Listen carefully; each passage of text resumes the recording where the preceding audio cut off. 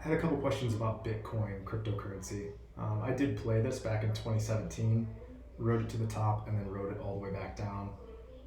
If we zoom out to that time period, um, you can see our first Elliott cycle. It's pretty clear.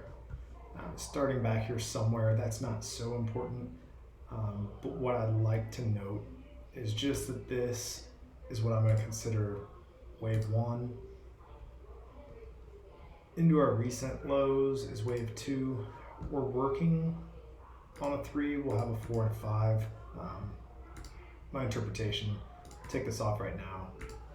Where we're at currently, we started over a new cycle. So as you know, this completed a master wave one and two. So now what we're going into is a wave three. From there, we've already completed our wave one, which ran from December to June 2019, December 18, June 2019. Wave two, down here in March, where the lows were from COVID. Wave three, I don't think is complete, and I'll show you why in a minute. We're just gonna leave these out. We go into the 1 hour. What I'm looking at here is since those lows in March, wave ones are obviously, sorry, not obviously, they're normally long, hard to tell when they start, when they stop. They're slowing over time.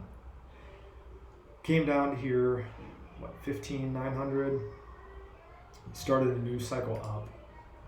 It's pretty clear. You've got one, two, maybe even up to here or here. Wave threes are always the longest.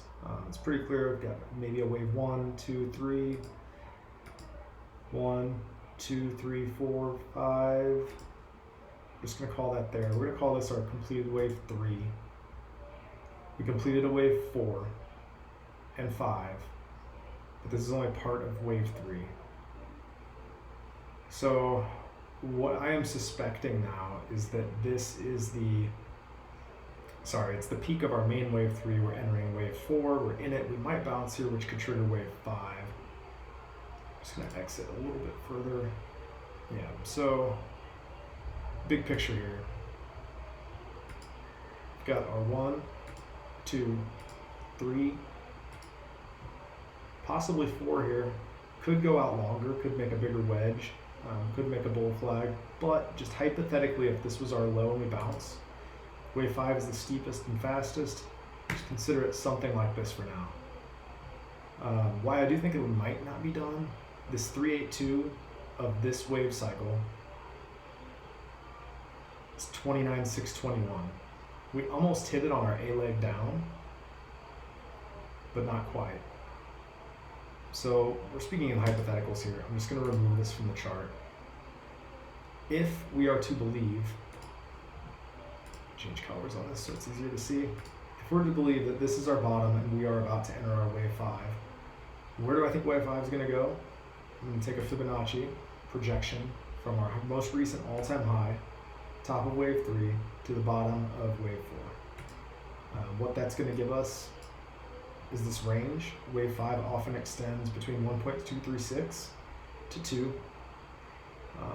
Given how Bitcoin runs, I would imagine between 1.618 and 2, which places our wave 5 somewhere in here. Now, if I draw a pitchfork from this wave cycle here to 4, time-wise, we could be out here. I don't think it will take that long. Wave 5 is generally steeper. Even this is not very steep. I would expect we'd rush it if it does bounce here and see something like that.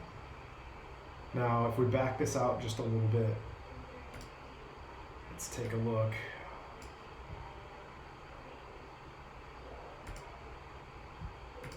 Now, wave 1 often defines where the peak of wave 3 will be. Again, 4.236, 4.618, right where our target box is. So to me, if we bounce, I think that we're headed to this range. Now what happens when we get there? Okay, so hypothetically, let's say we hit up 50,000 or so. We end up in this box. How far down do we come next? What's the next crash? I don't think this goes forever. The chart's already vertical. People should start taking profits. The news is all positive right now. When you have all positive news, it's generally indicative that a crash is coming. This is called euphoria. If you do this research, the cycles of a bubble, we saw it back here. When everybody, your mom, your aunt, your neighbor, everyone was talking about Bitcoin. Should I buy Bitcoin? Should I buy Bitcoin? Look what happened. Oh my gosh, massive sell-off. I think we're going to sell off again. Now, Elliott wave theory states that our wave 4 should never dip into wave 1. So where this could go, we could retrace all the way back to wave 1.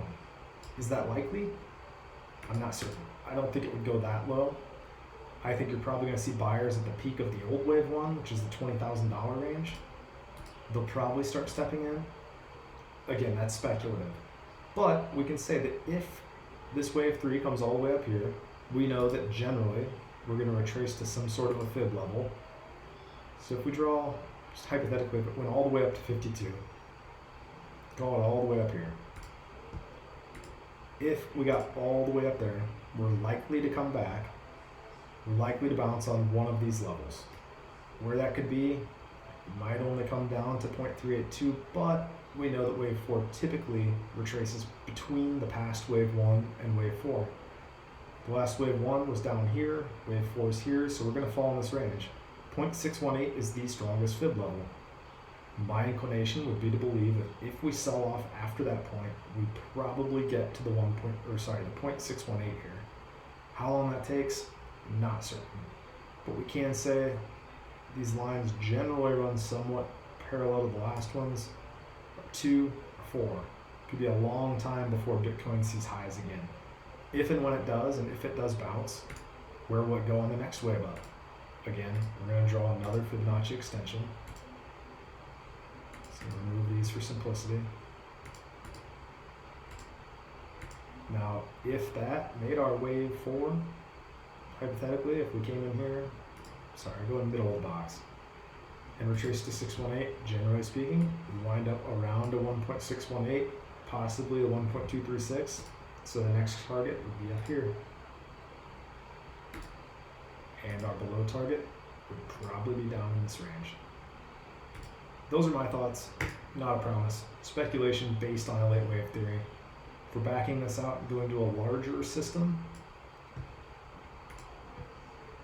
wave 1, 2, 3, 4, 5.